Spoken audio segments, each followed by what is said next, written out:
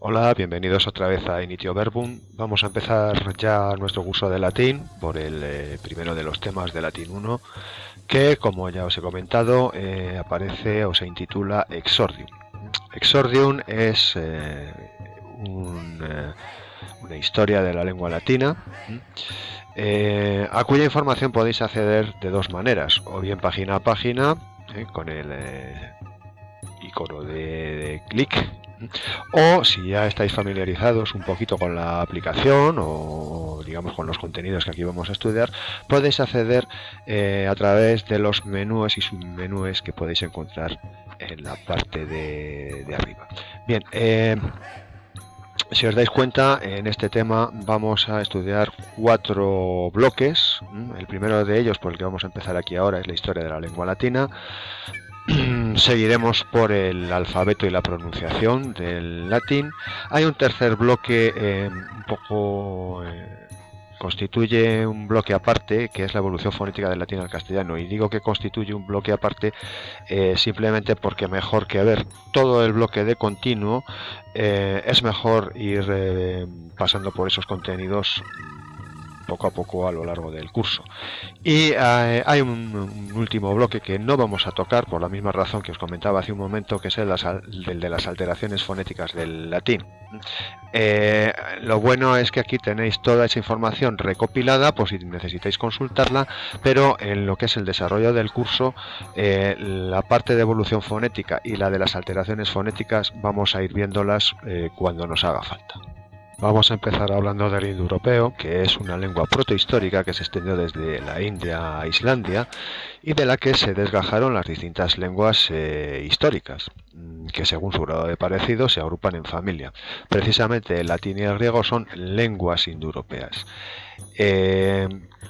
¿Cómo hemos llegado a la conclusión de la existencia del indoeuropeo? Pues simplemente por comparación de las distintas lenguas históricas, como podéis ver en el gráfico. Si tomáis el mapa, digamos, de Europa y Oriente Próximo, buena parte de los países tienen una lengua indoeuropea. De hecho, en Europa solamente hay 3 países, Finlandia, Estonia y Hungría, que no tienen una lengua procedente del indoeuropeo. De la misma manera que el euskera en nuestro país tampoco es una lengua indoeuropea. O dentro de la antigüedad el etrusco en la península italiana tampoco es una lengua indoeuropea.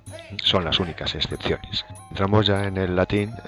Fijaos cómo es una lengua minoritaria que acaba imponiéndose de la mano de la expansión militar romana. Primero en lo que es la península italiana, en detrimento de la civilización y de la lengua etrusca, que por cierto aún no ha sido descifrada, y luego en toda Europa occidental y el norte de África. En Oriente no sucedió lo mismo, porque a pesar de la conquista romana, la cultura y la lengua griegas gozaban de tal prestigio que la propia civilización y lengua de Roma se vieron fuertemente influenciadas por ellas desde los primeros contactos. Tales contactos tuvieron lugar en la propia península italiana con las colonias griegas asentadas al sur de Italia, la denominada Magna Grecia. Precisamente de la mano del influjo griego, Roma va a crear su propia literatura, que pasa por diversos estadios, como cualquier otra, hasta alcanzar su cota de plenitud en la época clásica, que es el latín que vamos a estudiar justamente en nuestro bachillerato. Destacar que la aparición del cristianismo en Judea, de cultura hebrea, y su expansión hacia Occidente trae consigo el que se traduzcan primero al griego, lo que se llama la Biblia de los 70, y luego al latín los textos bíblicos.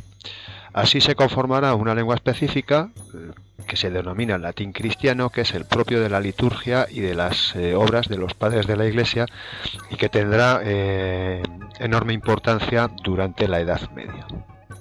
La literatura antigua, a diferencia de lo que sucede hoy en día, se produce y se transmite de forma artesanal, es manuscrita.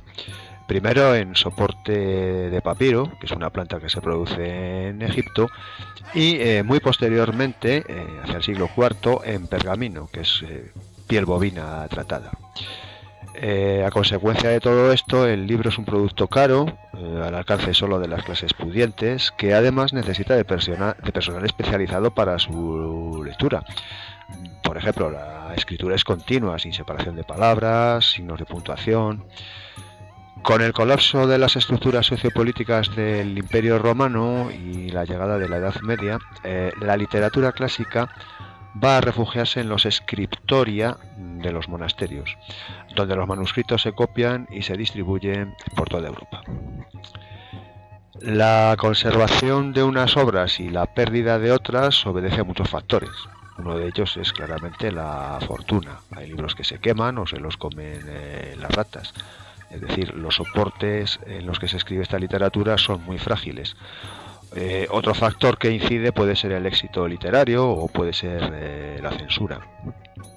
Se calcula que aproximadamente conservamos un 10% de la literatura latina que se produjo, que conforma un conjunto cerrado de obras y textos que hacen que el latín sea lo que se denomina una lengua de corpus.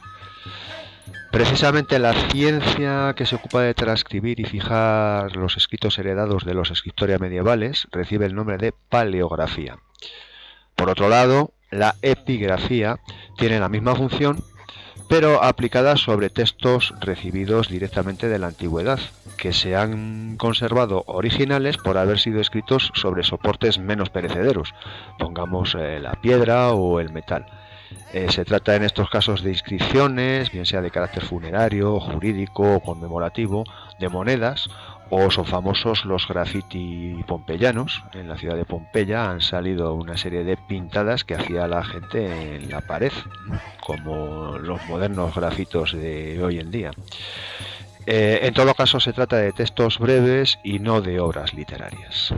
Bueno, aquí os hemos traído algunos documentos antiguos para que veáis cómo restituyen los textos las ciencias de la epigrafía y de la paleografía. Por ejemplo, en esta primera sección tenéis la restitución de la inscripción que portaba en su día el acueducto de Segovia, que se perdió. O, por ejemplo, tenéis un grafito pompeyano donde podéis ver cómo las palabras no están separadas y justamente la ciencia de la epigrafía nos permite transcribir, digamos, ese texto a nuestras convenciones de escritura actuales. Lo mismo sucede con este manuscrito de la Eneida de Virgilio, donde, si os fijáis, en rojo aparece el texto original, que es del siglo IV, sin separación de palabras, y como la paleografía, digamos que transcribe a nuestros sistemas actuales ese texto. Bien, hasta ahora hemos estado hablando de latín literario, de textos escritos, pero claro, evidentemente el latín era una lengua que se hablaba, era un instrumento de comunicación. A esa lengua hablada, a ese instrumento de comunicación, es lo que se conoce con el nombre de latín vulgar. Un latín del que con el transcurso del tiempo nacieron las lenguas latinas o romances, por ejemplo el castellano o el catalán o el francés.